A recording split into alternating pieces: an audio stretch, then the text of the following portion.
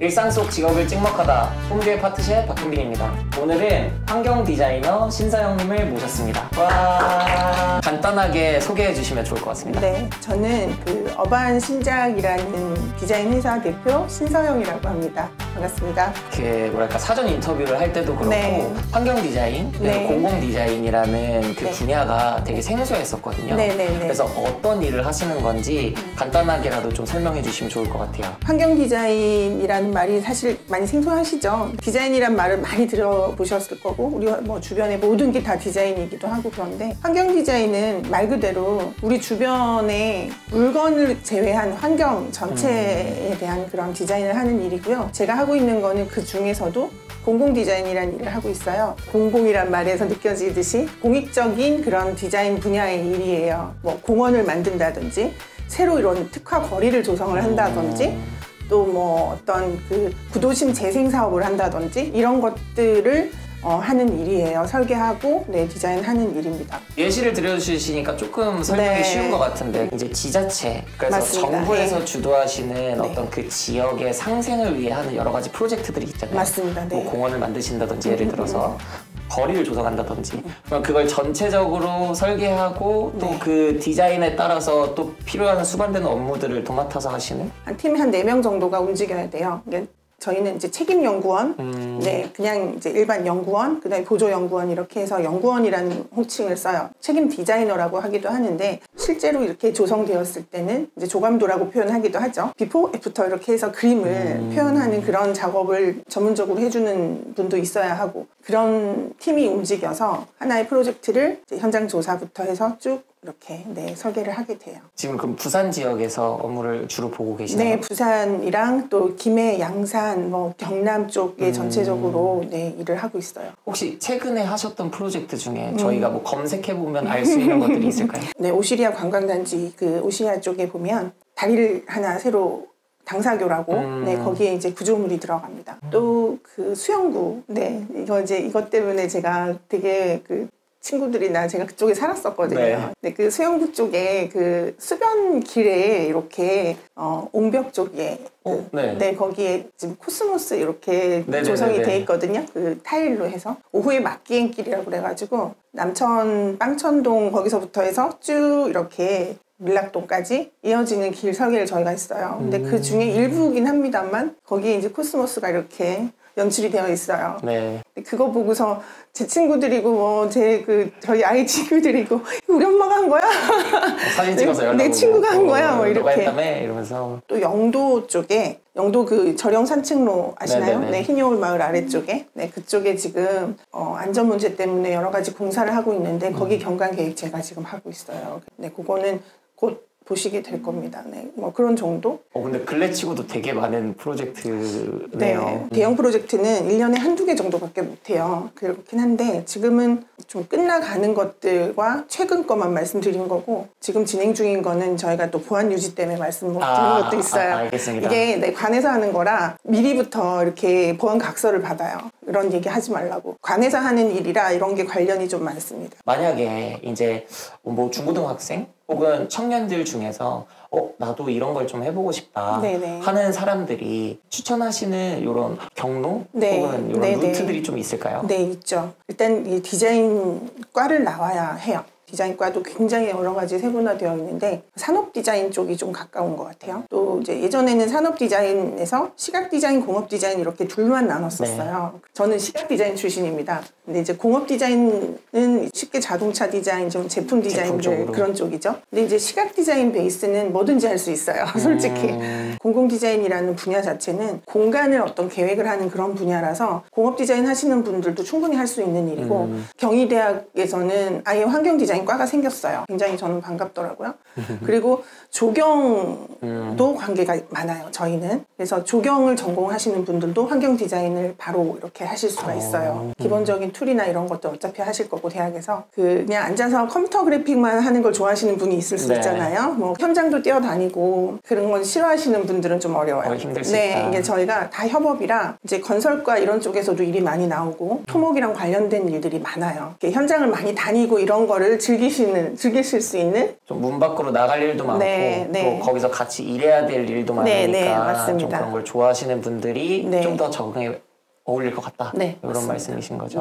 이제 내가 공공 디자이너로서 일을 좀 해보고 싶다라고 했을 때 어떤 식으로 좀 접근을 해보거나 어떤 곳에 문을 좀 두드려 보면 그런 기회를 얻을 수 있을지 그런 것들에 대해서도 좀 팁을 주실 수 있을까요? 디자인이라는 분야가 너무 광범위하고 다양하다라는 게 일단은 맹점이긴 한데 본인의 관심사가 어떤 건가에 따라서 루트는 찾으시면 될 것 같거든요. 이렇게 정해져 있는 건 없어요. 거리를 지나가면서 굉장히 뭔가 느낌이 좋고 그렇다. 이런 경우들 보면 본인이 이런 거에 관심이 있다 이런 생각을 하실 수 있잖아요. 그러면 그쪽에 어떤 회사들이 있는지 이 회사에서는 어떤 일들을 주로 했는지 이런 게 나오거든요. 홈페이지나 이런 거 보면 이런 거 해보고 싶다 그러면 문을 두드리시면 되죠.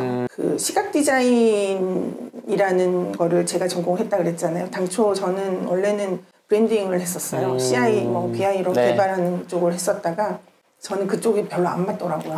생각보다. 네, 그래서 일에 대한 회의가 조금 느껴질 때쯤 2017년부터 저희 그 나라가 이제 그 공공 디자인, 환경 디자인이라는 일에 대해서 굉장히 조금 많아졌어요. 자꾸 찾게 되더라고요. 그런 사업에 대해서 찾아보고 그런 회사에 대해서 찾아보고 그러다가 이제 제가 완전히 다른 일을 하게 된 거죠. 근데 지금 만족도가 굉장히 높거든요.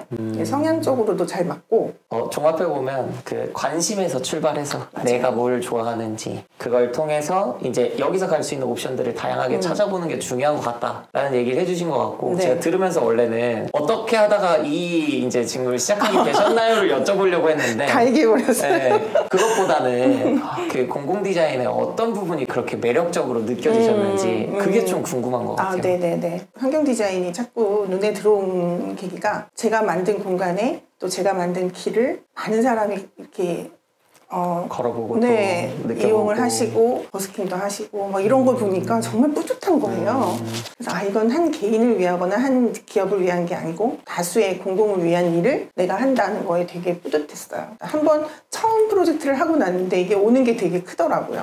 그 감격이나 이런 것들이 또 나라 세금을 가지고 하는 거기 때문에 제약도 있고 저희끼리 하는 말은 그래요. 서류로 시작해서 서류로 끝나고 보고로 시작해서 보고로 끝나거든요. 아무래도 그렇게 공공 관련된 일을 하시는 분들은 행정 처리라고 하죠. 그런 것들에 대한 부담이 진짜 크신 것 같아요. 근데 계약과 동시에 착수계를 이제 제출을 해요. 그것도 서류가 이만큼이에요.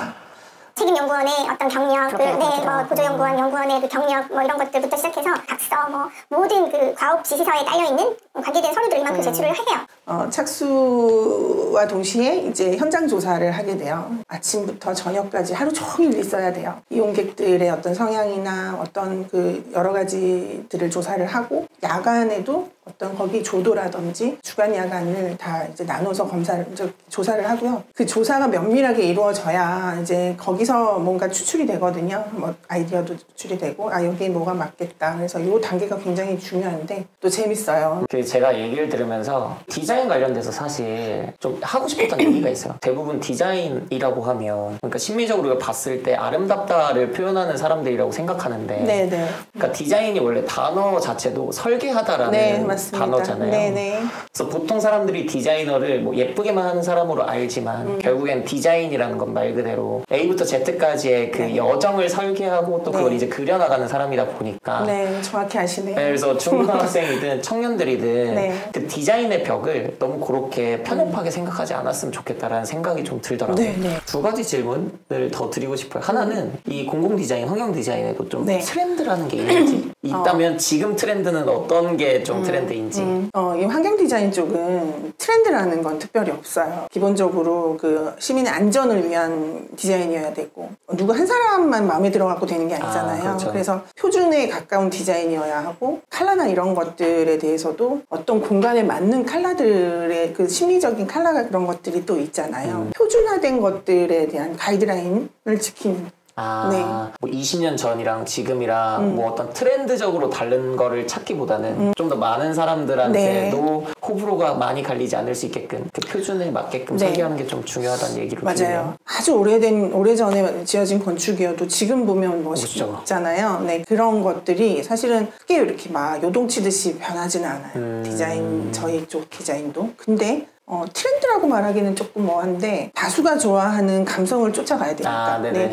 80년대 좋아하던 감성이 있을 것이고 지금 시대들이 또 좋아하는 감성이 다르다는 거, 그거는 좀 쫓아가야 돼서 저희 환경 디자인 쪽이 심의도 굉장히 중요해요. 트렌드를 이끄는 느낌은 아니지만 대중성은 놓치지 않는. 네. 그런 대중성을 쫓아가야죠.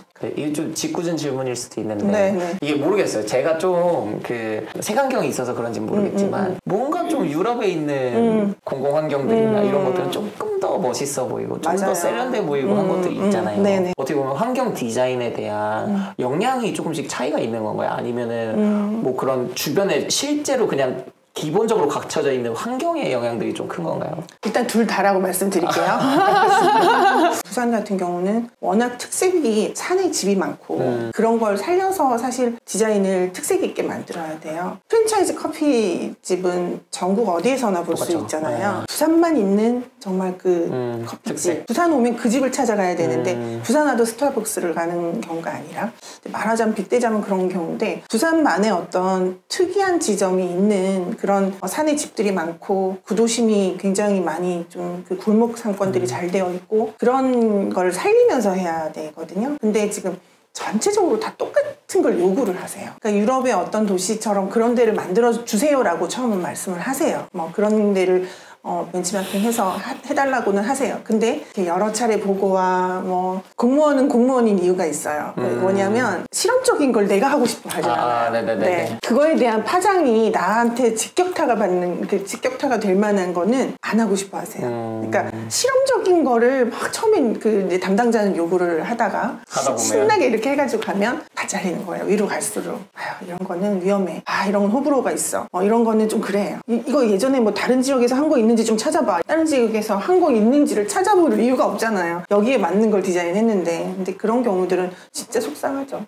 그래서 사실 표준화된 거를 자꾸 하게 되는 상황이 저희도 사실은 싫어요. 늘 보던 벤치, 늘 보던 가로등, 늘 보던 그런 것들이 자꾸 보이는 것들도 사실 이걸 저희가 탈피하기 위해서 정말 컨셉 단계에서든 뭔가 이렇게 보고회 때 여러 가지를 설득을 해요. 하기는 하는데 제 맘같이 안 되죠. 이거에 맞춰서 또 다른 시도를 해보려고 해도 그 이해관계자가 모두가 동의가 되어야 그게 맞습니다. 가능한 상황이다 보니까 결제 라인들이 이제 많다 보니까 생각보다 그 이슈가 여러 군데에 영향을 끼치는 거예요. 많이 끼칩니다. 업무도 그렇고 뭐 이런 결과물도 그렇고 그게 커요. 진짜. 네. 발주하시는 분들이 공무원이다. 네. 그래서 일단 한 줄로 정리가 되는 느낌. 네, 그렇습니다. 또 질문의 요지가 뭐였죠? 네. 우리가 생각하는 서양이나 아니면 다른 나라들의 환경 디자인과 우리나라의 환경 디자인을 두고 봤을 때 저쪽이 조금 더 예뻐 보이고 하는 것들은 단순히 그냥 그러니까 지켜야 할 걸 지키기 때문에 그래요. 유럽을 말씀을 하셔서 그런데 유럽은 정말 그냥 무작위로 개발하지 않잖아요. 오래된 어떤 건축물과 그 주변의 역사를 지켜가면서 조화롭게. 근데 그냥 막 다 때려 부시고 다시 하고 이러진 않잖아요. 근데 그런 얘기에서 제가 아까 요 지역에 맞는 그 특색을 살리는 어떤 거를 해야 되는데 그냥 다 개발을 해버리고 다 없애버리고 이게 정말 문제예요. 공공 디자인을 하면서 가장 그 말씀을 많이 드려요. 정말 이렇게 전체적으로 다 그 분위기를 다 없애고 하는 걸 해야 되는 것도 있지만 정말 그 골목은 살리고 요 길은 살리고 요 장면 요 집이 많은 요거는 그대로 놔두고 그런 거를 사실 굉장히 중요하거든요. 우리 부산만의 특색이 있잖아요. 구도심 재생이라는 쪽의 일을 한참 전에는 많이 지금 발주가 나왔었거든요. 근데 지금 그게 이제 그 정권에 따라 또 좀 달라져요. 구도심 재생이라는 사업은 요 전 정부에는 그런 걸 굉장히 구도심을 있는 그대로 해서 조금 더 잘 살리는 일을 많이 했다면 지금은 또 그쪽의 일이 예산이 확 줄어가지고 없어요. 네. 약간 정책에 따라서도 일의 성향이 바뀐다. 그리고 그 다음으로는 이제 공공 디자인으로 되게 보람도 느끼고 하실 테지만 어려운 것들도 있으실 테잖아요. 방금 얘기하셨던 행정 처리처럼 이게 내가 생각하는 공공 디자인의 가장 큰 장점이다. 그 반대로 가장 큰 단점이다. 그렇게 하나씩 말씀해 주실 수 있을까요? 네네. 시공이 끝나서 그 현장에 제가 갔을 때 제가 만든 조형물 앞에서 막 사진 찍고 또 거기서 뭐 공연도 하시고 굉장히 이 일하길 잘했다 이런 생각을 하게 되거든요. 안 좋은 점은 조금 불규칙적이게 돼요. 그러니까 흔히들 요즘 말하는 좀 일이랑 삶의 균형이 그렇게 네. 좋지는 않은. 중간 보고 이후 요 정도부터는 좀 밤샘이 많아요. 그 워라밸 뭐 이런 상황에서 굉장히 치명적인데, 근데 일을 하다 보면 어떤 일이든 약간의 야간 근무 같은 건 있을 수 있잖아요. 너무 공감돼요.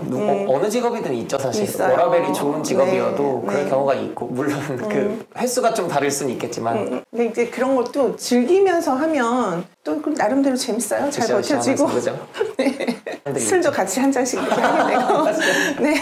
이제 지금은 채용도 하고 계시잖아요. 네. 채용을 하시는 입장에서 이런 전문성이나 역량을 좀 잘 갖춰왔으면 좋겠다. 혹은 이런 성품을 좀 지닌 사람이었으면 좋겠다라고 집중적으로 보시는 부분들이 있으실까요? 네. 서울대학에서도 만점자가 그 면접 보고서 그 합격을 못했잖아요. 불합격으로 그런 경우가 왜 그런지를 생각을 해보면 융합인재가 아닌 경우들 정말 공부만 잘하는구나, 너가 학점만 좋구나 이런 거가 보여요. 정말 일을 하고 싶구나, 저희 회사에 지원을 해서 이런 일을 정말 하고 싶구나라는 걸 느껴지게 하는 사람들이 있어요. 스킬은 중요하지 않아요. 공모전도 많이 해보고 이거 굉장히 중요한 일이거든요. 그동안 이 일을 하려고 준비를 많이 했구나, 이것도 되게 중요한데 스킬은 하면서 늘어요. 던져지면 하게 돼 있어요.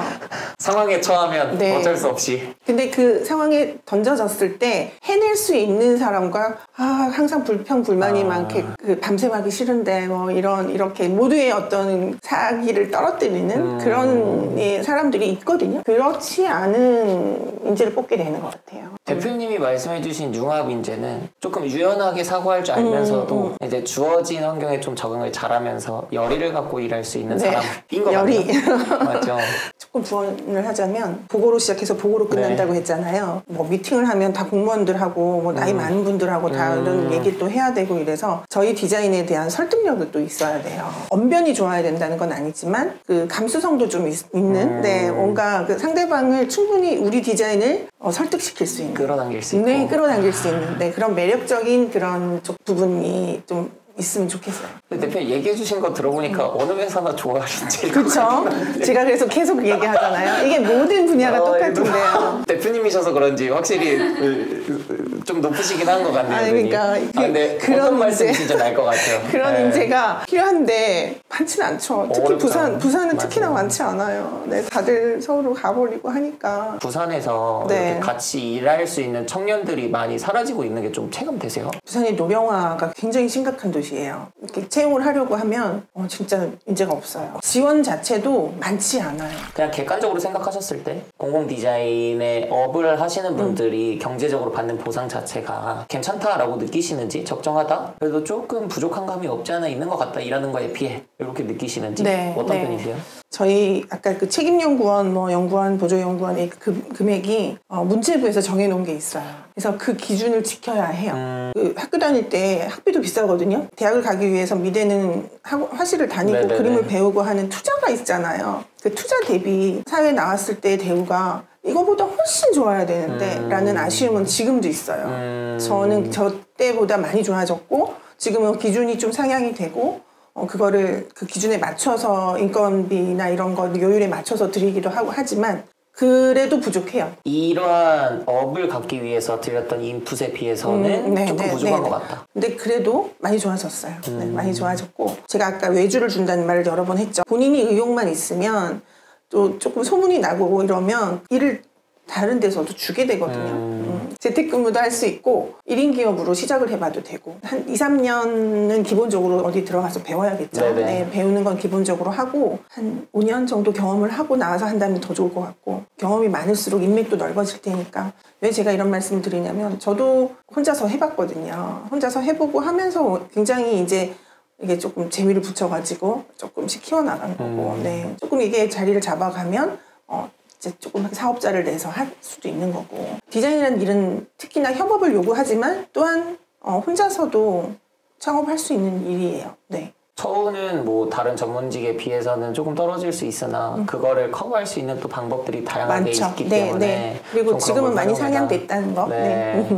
좋습니다. 네. 요즘은 보통 그러면 신입으로 들어오시는 분들한테 어느 정도 선으로 이렇게 책정돼 있나요? 그러니까 이제 막 신입으로 들어와도 250에서 300 사이. 근데 생각보다 진짜 처우가 말씀해주신 것처럼 괜찮아졌네요. 나쁘진 않아요. 물론 업무의 강도에 이런 것들이 있지만. 그래서 이제 사실은 상여금 같은 게 나가야 돼요. 그렇죠. 어느 정도 고생한 만큼의 약간의 그런 거는 있어야 될 것 같아요. 네, 저도 그렇게 받았을 때 너무 좋았고.